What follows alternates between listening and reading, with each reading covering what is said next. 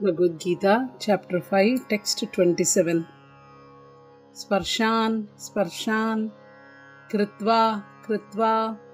Sparshan Kritva, Sparshan Kritva, Bahir, Bahir, Bahyams, Bahyams, Bahir Bahyams, Bahir Bahyams, Sparshan Kritva, Bahir Bahyams, Sparshan Kritva Bahirbahyams, Sparshan Kritva Bahirbahyams, Chakshush, Chakshush,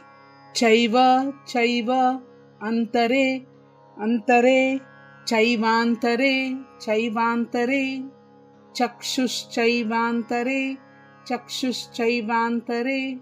Bruvo, Bruvo, Chakshush Chaivantare, Bruvo, Chakshushchaivantare Bruvoh, Chakshushchaivantare Bruvoh, Sparshan Kritva Bahirbahyams, Chakshushchaivantare Bruvoh, Sparshan Kritva Bahirbahyams, Chakshushchaivantare Bruvoh, Sparshan Kritva Bahirbahyams, Chakshushchaivantare Bruvoh, Prana, Prana, Apano, apano, pranapano, pranapano, samau, samau, kritva, kritva, samau kritva, samau kritva, pranapano, samau kritva, pranapano, samau kritva, pranapano, samau kritva, nasa, nasa, abhyantara, abhyantara, नासाभ्यंतर नासाभ्यंतर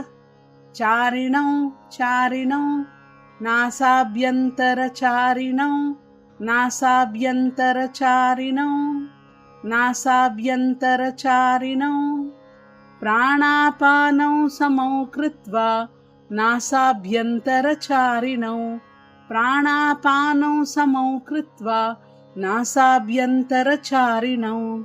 Sparshan Kritva Bahirbahyams, Chakshushchaivantare Bruvo, Pranapano Samau Kritva, Nasabhyantara Charinau, Sparshan Kritva Bahirbahyams, Chakshushchaivantare Bruvo, Pranapano Samau Kritva, Nasabhyantara Charinau, Sparshan Kritva Bahirbahyams, Chakshushchaivantare Bruvo, Pranapano Samau Kritva, Nasabhyantara Charinau, Sparshan Kritva Bahirbahyams, Chakshushchaivantare Bruvo, Pranapano Samau Kritva, Nasabhyantara Charinau. Hare Krishna.